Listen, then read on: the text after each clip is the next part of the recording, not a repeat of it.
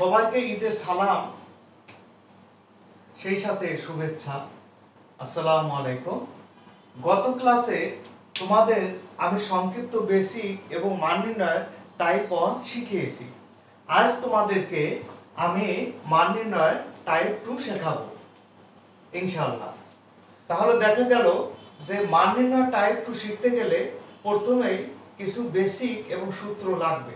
যেমন আমরা যখনই কোনো সাইন মাইনাস থিটা থাকে তখন সেটা মাইনাস সাইন থিটা লেখা যায়। তারপরে একইভাবে কোসেক যখন মাইনাস থিটা হবে তখন সেটা মাইনাস কোসেক থিটা লেখা যায়। তারপরে ট্যান যখন মাইনাস থিটা হয় তখন সেটা মাইনাস ট্যান থিটা লেখা যায়। আবার কট মাইনাস থিটা হলে সেটা মাইনাস কট থিটা লেখা যায়। তবে ব্যতিক্রম আছে, ব্যতিক্রমটা আমি তোমাদেরকে দেখাচ্ছি। ব্যতিক্রমটা হচ্ছে যেমন যদি কস মাইনাস থিটা হয় তাহলে শুধু কস থিটা লিখতে হবে। আবার এখানে সেক মাইনাস থিটা হলে শুধু সেক থিটা লিখতে হবে। তাহলে তবে এইগুলো কেন হচ্ছে, কিভাবে হচ্ছে, সেই রহস্য জানার জন্য আর একটা ভিডিও তোমাদের সাথে করা যেতে পারে। তবে তোমরা দেখো যে এই সব জিনিসগুলো শিখলে আমরা একটু ভালো করে সবাই লিখে নাও। মান নির্ণয় টাইপ 2 শিখতে গেলে আমাদের এইটা জানা দরকার। তা আমি একটু আরম্ভ করি।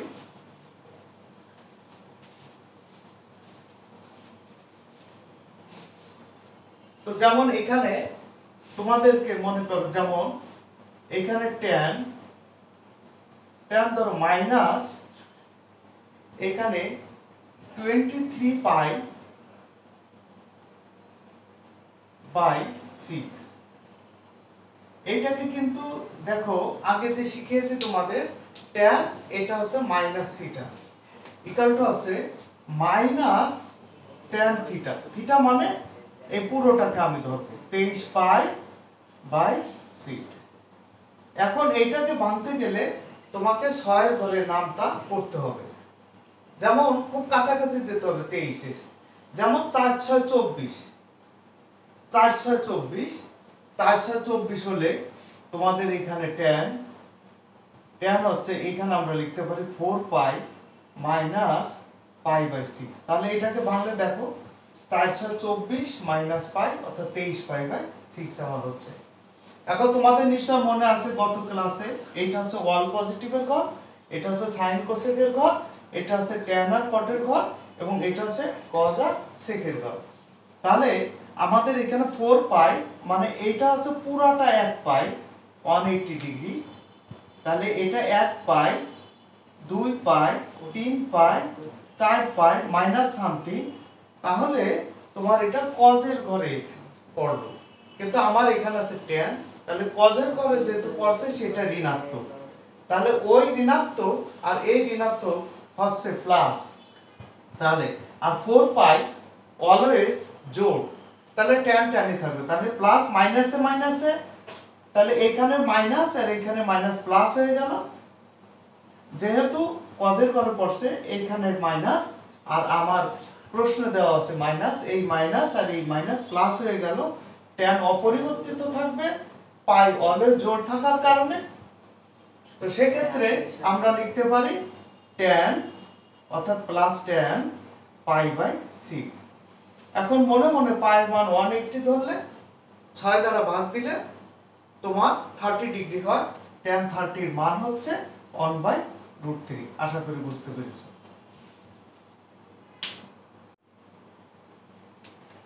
এখন তোমাদের শর্ত সাপেক্ষে কিভাবে আলফা এবং থিটার মান নির্ণয় করে সেটা আমি দেখাবো। কিভাবে নির্ণয় করা যায় সেটা দেখাবো শর্ত সাপেক্ষে। তাহলে সেই জন্য আমি যেমন মনে করি, সেই জন্য আমি তোমাদের পাঠ্য বইয়ে 11 এর ক নাম্বার অঙ্কটা আমি করতেছি। তোমরা যদি কেউ যদি এই চ্যাপ্টার দ্রুত শেষ করতে চাও, সে শুধুমাত্র 7 নাম্বার এবং 11 নাম্বার করলে চ্যাপ্টারের, তোমরা যদি এই চ্যাপ্টার শেষ করতে চাও শুধুমাত্র 7 নাম্বার এবং 11 নাম্বার শেষ করলে চ্যাপ্টারে প্রায় 95% কাজ হয়ে যায়। তো সুতরাং তোমরা 7 এবং 11 এটা খুব ভালো করে তোমরা শেখার চেষ্টা করবা। বারবার আমার ভিডিওগুলো দেখবা, দেখার পরে তাহলে তোমাদের এইগুলো কোনো সমস্যা পড়লে আমাকে কমেন্টে জানাবা, আমি তোমাদের কমেন্টস থেকে উত্তর করব। তাহলে দেখা গেল যে আমরা 11 cot alpha equal to -√3 এইটা আমরা করতে পারি। তোমরা দেখো cot alpha equal -√3।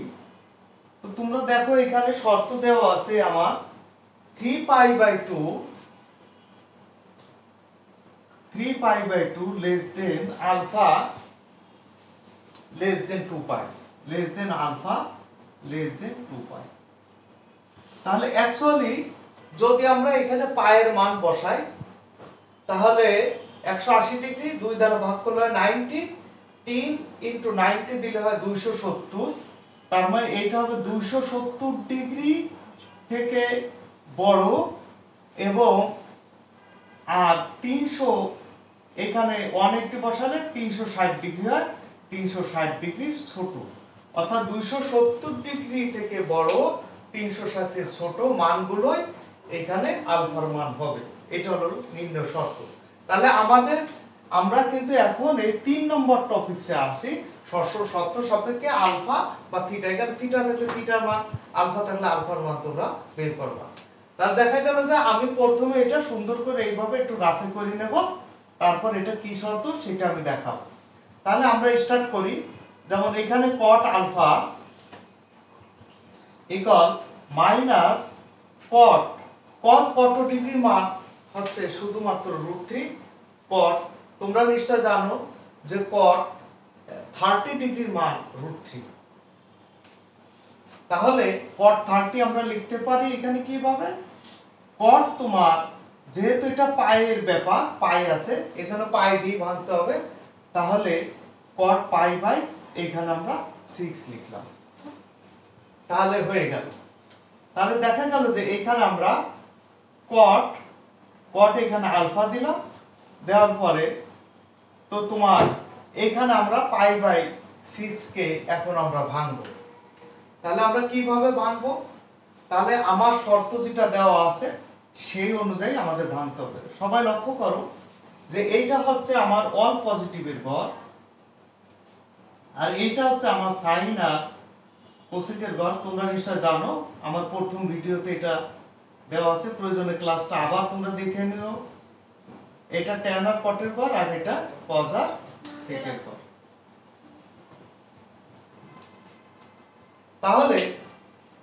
তাহলে এটা সাইন আর কোসেকের গড়, এটা অল পজিটিভের গড়, এটা ট্যান আর কটের গড়, এটা কজ আর সেকের গড়।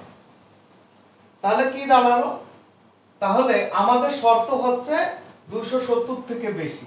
তাহলে দেখা গেল যে তোমার যদি আমি এখানে 1 পাই মানে 180 ডিগ্রি প্লাস সামথিং দিই, হ্যাঁ, তাহলে যেহেতু এখানে মাইনাস আছে সুতরাং এটা মাইনাস বলে তার নিজের ঘর, যেহেতু কটেরই ঘর, এই ঘরে ফেলানো যাবে না এবং এই ঘরে ফেলানো যাবে না। তাহলে শুধুমাত্র তার জন্য এই ঘর এবং এই ঘরে ফেলতে হবে শর্ত সাপেক্ষে। তবে এই ঘরে কখনো পড়বে না, কারণ যেহেতু 270 এর উপরে, আর তোমার এই ঘরটা হচ্ছে শুধুমাত্র পাই থেকে, অর্থাৎ 1 পাই বা পাই থেকে ছোট, অর্থাৎ 180 থেকে ছোট হয় এই ঘরটা। কিন্তু তাহলে 270 এর উপরে হবে। তোমাদের দেখো যে যদি আমি এখানে 390 প্লাস সামথিং দিই তাও 270 উপরে যায়, কিন্তু ফেলানো যাবে না, কারণ 3 যেহেতু বিজোড় আনলে cot tan হয়ে যাবে, বিজোড় আনলে cot tan হয়ে যাবে। যখন বিজোড় আনলে cot tan হয়ে যাবে তখন তুমি এটাকে আর তখন সূত্রে ফেলতে পারবা না। সেই জন্য তোমাকে আসতে হবে। তার দেখা গেল আর কোনো উপায় আছে এই ঘরে ফেলানো? হ্যাঁ, উপায় আছে। একটা আছে 2 পাই মাইনাস সামথিং দিলে আমার এই ঘরে পড়ে। তার দেখা গেল যে এই ঘরে পড়লে আমার সব শর্ত পূরণ করে। কিভাবে?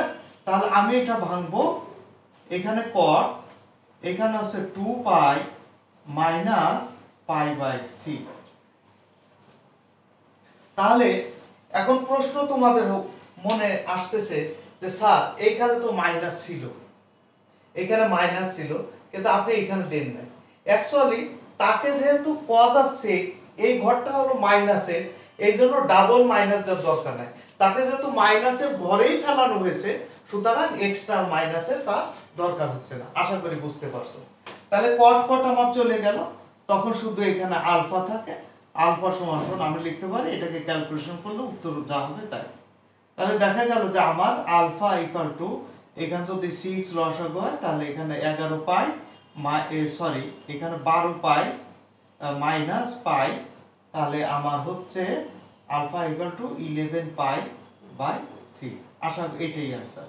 আশা করি তোমরা এই শর্তটা যখনই তোমরা বুঝতে পারবা, তোমরা যে কোনো জিনিস, যেমন সমীকরণ থেকে মান নির্ণয়, সৃজনশীল প্রশ্ন কিভাবে আসে সেটা তোমরা বুঝতে পারবে।